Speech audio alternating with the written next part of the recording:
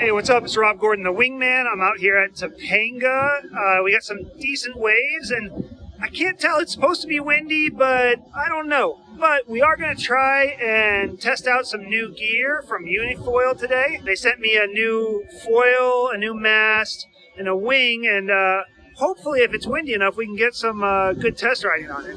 So here you can see I've got the Pinion 5-meter wing, the Vyper 150, which is one size down from the 170 I've been on, and then the 95-centimeter Katana high modulus mast, and going to take it out into some pretty big waves. So I just opened up the packaging. There was a lot of tissue paper to throw away.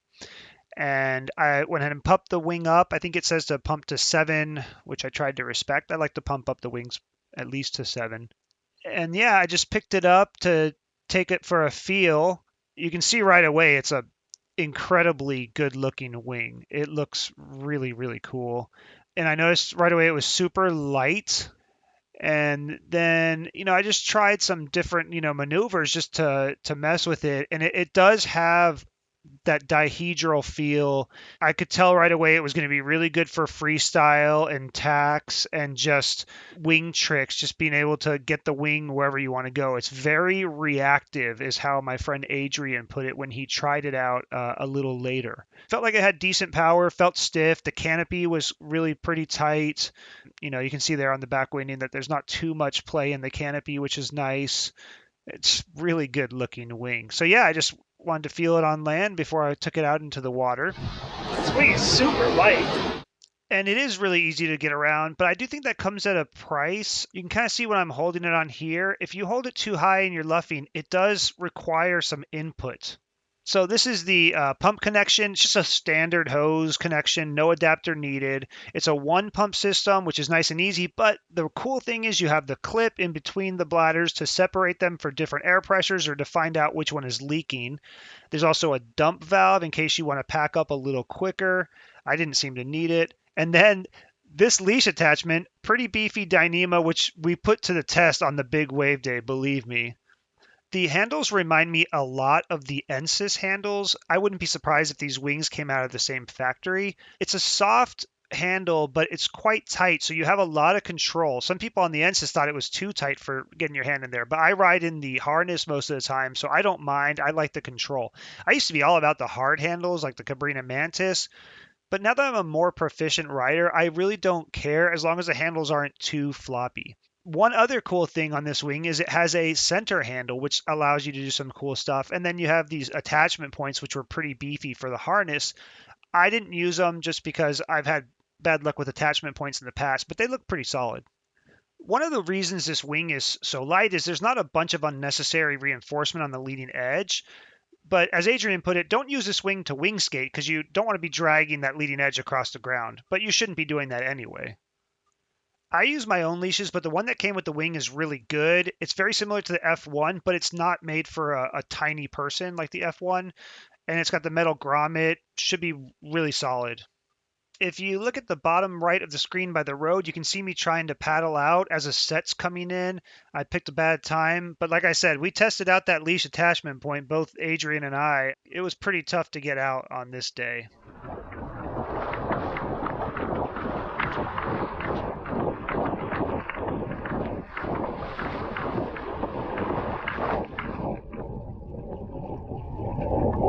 Tough getting out.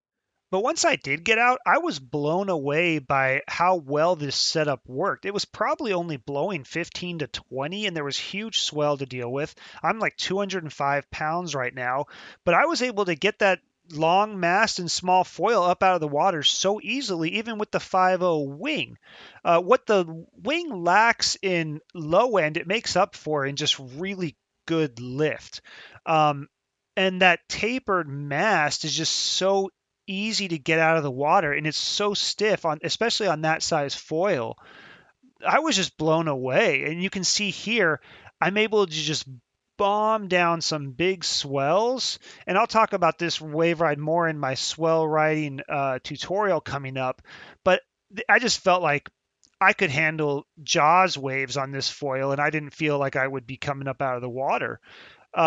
it just felt a lot more locked in than like the 170. Now I did lose some pumping ability, but that's expected. It's only 75 centimeters across or something. And there I just ditch the foil before I even get into the big waves with no wind. There was no wind on the inside. I didn't want to get caught in the wash cycle. I put the speedometer on that same clip just so you can see what kind of acceleration I'm holding down with that 150. I've kind of gained some speed here. I start to luff and then I slow down a second, but then as I go over the falls, it actually peaks at 26 just for a second there, which is just, and I never felt out of control. I do hoot and holler a little bit when I did that, but I felt like I could really just hold it down.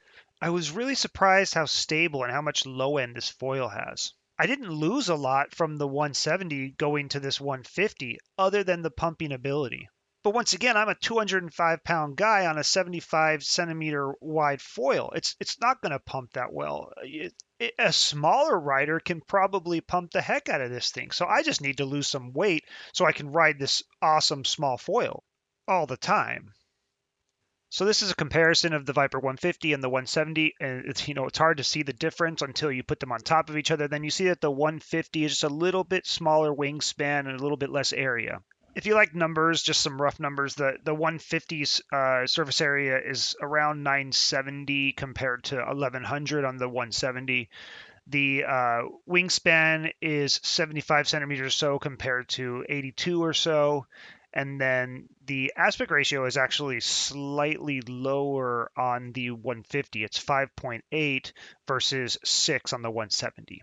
And you can check out my review on the 170 up here on this link. I love that foil when the wind is a little bit lighter.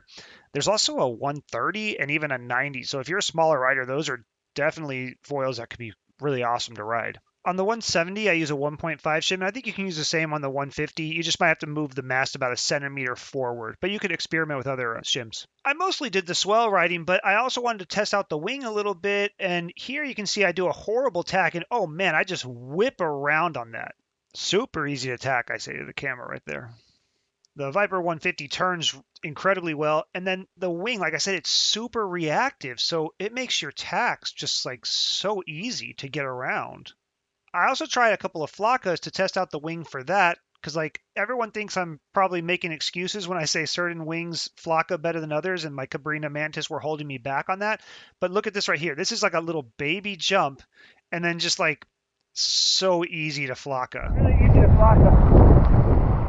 And this is that same flocka on the overhead cam, and you can see like even though it was a small jump, the wing got quite a bit of hang time. It has really good lift. It almost looks like it's in slow motion, but it's not. That's just the lift. It's going to really up my freestyle game, and I'm hoping to show you some more freestyle in this video, but the wind has been so bad in LA. I've been chasing it around. I end up after this chasing it to Havasu and then Mohave, and still not that great a wind, so I still got to do one more session at some point. All right, so I went out to Lake Havasu yesterday, and it was a disaster. I sat in the water for 3 hours paddling around, hoping for something, and nothing happened. You know what? I just drove up here to Mohave because we know that it gets windy if the forecast is good, and the forecast is good. It's a little cold right now. It's like 8 o'clock in the morning. There's a little bit of south wind, and it's supposed to pick up, and then hopefully it warms up too. I decided to rig up because it felt like there was a little bit of wind up on the bluff, but not enough to get going yet. Maybe if I was on my 8, I could get going.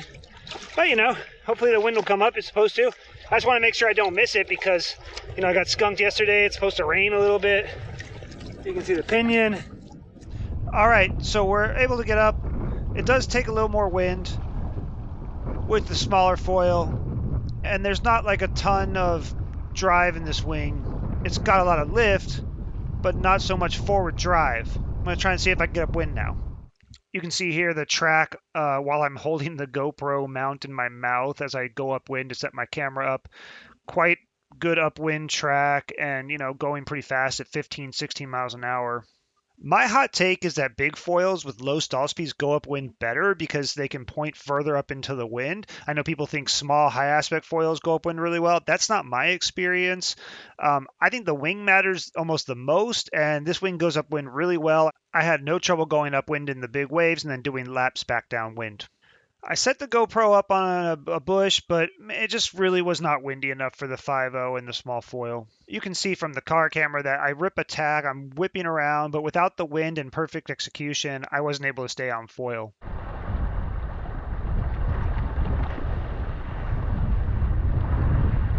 I also tried one behind the back tack, and oh man, with the small foil, it's so awesome. You can just carve so hard without breaching, but it just wasn't enough speed and enough wind for me to get around on foil, and I had to give up on that. And also, a storm came through, it started raining, so I went ahead and I switched to the 8.0, and in similar conditions after the rain stopped, I was able to have a pretty decent time on a different foil. It's disappointing I wasn't able to get like really good footage of this gear, but like I don't need to ride it anymore to be able to tell you guys about it. I know what it does and it's awesome.